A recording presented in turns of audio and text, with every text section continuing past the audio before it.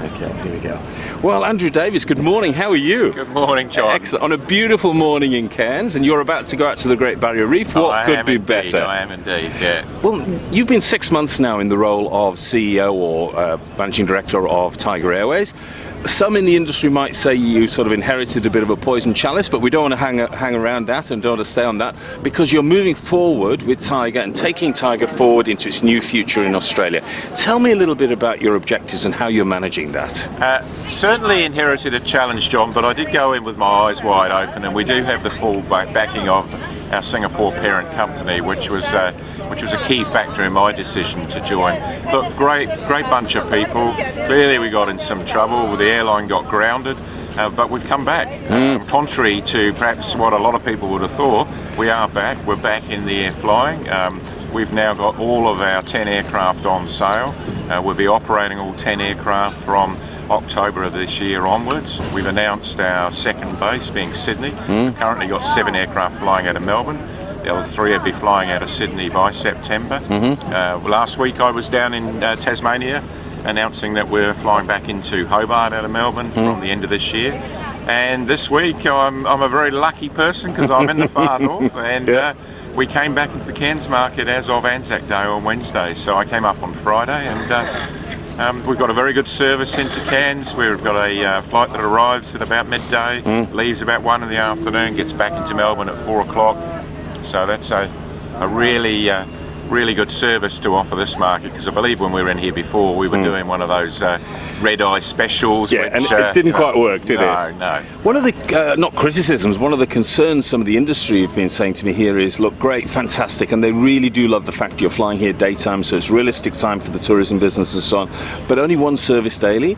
And one of the challenges, I think, in the past has been, if you've had cancellations, it means, you know, it's the next day. Any plans in the future, if this goes well, to increase the numbers of services to Cairns? Look, we'll definitely look at that. It all depends on the demand, of course. Yeah. I'm very, very conscious that when we go into market, we need to be in there for medium to long term. Yeah. We can't do what we were doing before, which is in and out of markets. People don't rely on you. One of the reasons we've stayed quiet till now is because our brand absolutely got damaged through the previous years of lots and lots of cancellations and poor on-time performance. And what we've focused on first and foremost is getting operational excellence into the business. We've had the best on-time performance now for the last 8 months of any carrier in Australia. Yes, we're helped by a little bit of spare capacity, but I'm extremely aware of that, and I've got an engineering and operations team who are pedalling like crazy in the background to make sure we retain this new improved performance. So absolute key focus to acknowledge it. With a low-cost carrier doesn't mean low service. Low-cost carrier doesn't I think that's a critical point. Performance. A low-cost carrier does mean low cost, because that's how we produce low fares, but it doesn't mean that we offer poor service, and it doesn't mean we offer poor on-time performance. So those things have been very much a focus for the last 6 to 8 months, and now it's all about talking us up a little bit, getting out in the market, saying we're back. And I understand there's people out there that would have been burned from previous experiences that are just going, Tiger's not for me, but hopefully over time we can win some of those back.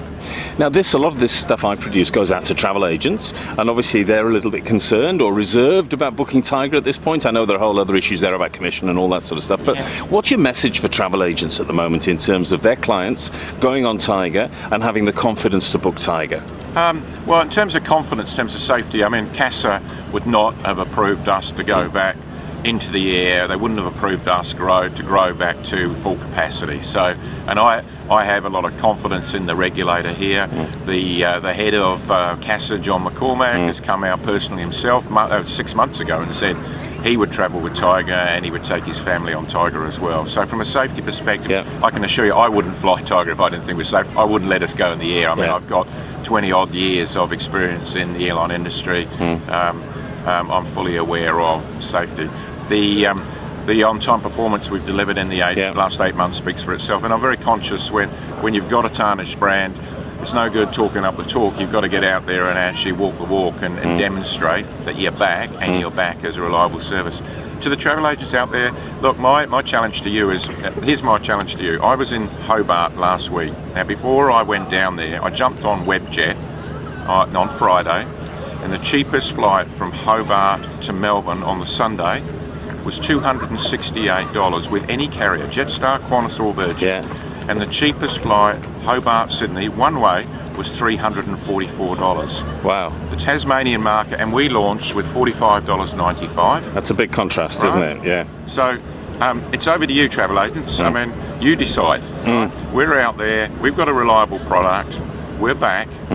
We need, obviously, for people to travel with us. I mean, it's a supply-demand game, and we've got very tough competition. But it's over to you. Yeah. Right? But I suspect what will happen is people will demand a flight with us because they're not going to pay those kinds of prices when they can travel with us for $45.95. Yeah. So we've got Cairns, we're in the Cairns market at $99.95. That's very good, isn't it? Yeah. So how do you deal with this issue?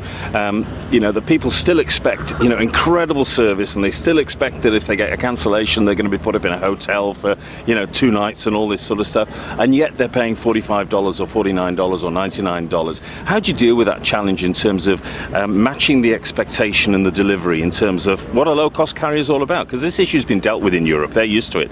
But here you've got Jetstar, is it a low-cost carrier or isn't it? Well, their fares are quite high.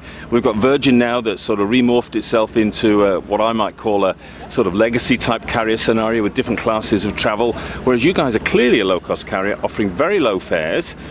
But how do you actually match the delivery in terms of saying, well, okay, maybe we have got to cancel a flight and you have to wait till tomorrow? I'd separate out two things. Yep. Product and service.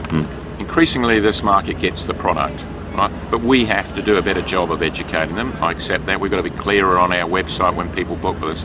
But if you're carrying a bag, if you've got 20 kilos, buy those 20 kilos online, because we will charge you a lot of money when you get to the airport. Yeah. And increasingly people do understand that. Yeah. We're quite strict at the moment about our cut-off for checking being 45 minutes. Yep. We will reintroduce our web check-in service this year.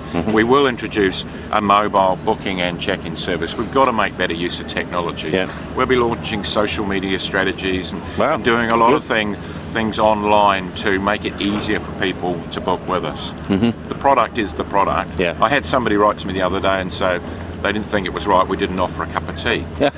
You can get a flight with us for $49 from Melbourne to Sydney. You'll pay $53 For a cup of tea. Will your cab driver give you a cup of tea? Yeah. No, of course he won't. Yeah. So, people do have to understand that for these low fares, we have stripped it right back. If you've got no bags and you're going Melbourne, Sydney one way, you can do it for $49. I reckon that's a pretty good deal. It's a very good deal. The bits where we have to get better is the service side of things. And what I mean by service is, I've got cases where people have written to me where we've charged them for a bag one way and not for a bag the other way.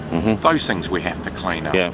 We have to get very clear about setting expectations and ensuring the experience meets and exceeds that expectation.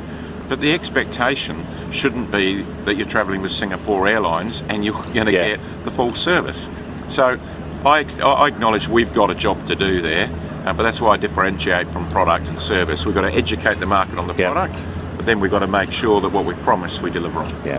What about your plans now moving into the future? And I don't want you to give any secrets away or anything, but there's been a lot of speculation here in Cairns over the last couple of days when you relaunched the Cairns service here, and congratulations on that, about your international services. Now, the A320s can't fly to Singapore at this point in time. They'd have to stop in Darwin or somewhere in the way. Correct. But what are your future plans domestically and internationally? My focus with Tiger Australia is all on domestic market. We've got 3 other cubs, Tiger Singapore, Tiger Indonesia, Tiger Philippines.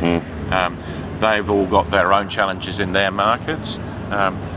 We've got 34 aircraft in the fleet at the moment. We've got another 34 on order, so we're growing to a fleet of 68. Whoever's performing the best will get the capacity. If there's opportunities to expand services to Singapore, Indonesia, Philippines, then obviously we'll sit down as a group and decide of the 4 Tiger operators who's best to provide those services. This is a challenging market. We've got very, very good competitors, very strong competitors.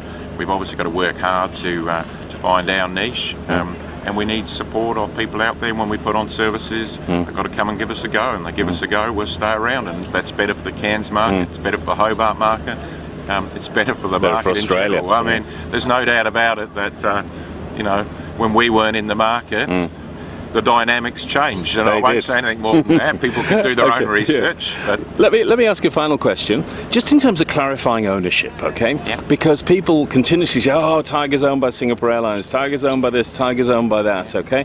Now, clearly, your alliance, if you like, in Australia isn't with Singapore Airlines, because other people are working with Singapore Airlines as well and so on. So just clarify that ownership is it. Who owns Tiger, and who owns Tiger Australia, just in terms of your operation and who you work with? so 33% owned by Singapore Airlines, another 7% owned by Temasek Group, who Yep. in turn owns Singapore Airlines. So in effect, we've got 40% ownership from Temasek Group, and the rest is Singapore Stock Exchange. Right. So various institutions and individuals own stock in Yep. Tiger. So there's a Tiger Group out Yep. of Singapore. So I report through to the group CEO of Tiger Holdings, Okay. a guy called Chin Yao Sing. Okay, and then the relationship with Scoot? The relationship with Scoot is no different Yeah. to relationship with anybody else. I mean, obviously, at some stage we'll sit together and say, are there opportunities to do things? But we are very, very focused on what we are. Simple, point-to-point, low cost, pure model. We don't do connecting traffic. We don't do freight. We Yeah. are simple, trying to keep it as simple as possible. So you're basically Keep the cost KISS as low. model, keep it simple, keep it, as you say, keep the costs down, provide, and you're saying you're going to improve the service and all that sort of stuff. So well done and congratulations. As I say, congratulations on launching to Cairns. I know that I'm getting away from one side now that your Quicksilver boat to the reef is about to go. So it would be embarrassing. I think we're okay. We're okay. It would be embarrassing for you to be left here. But thank you for your time this morning and have a wonderful day on the Great Barrier Reef. Absolute pleasure. Thank you.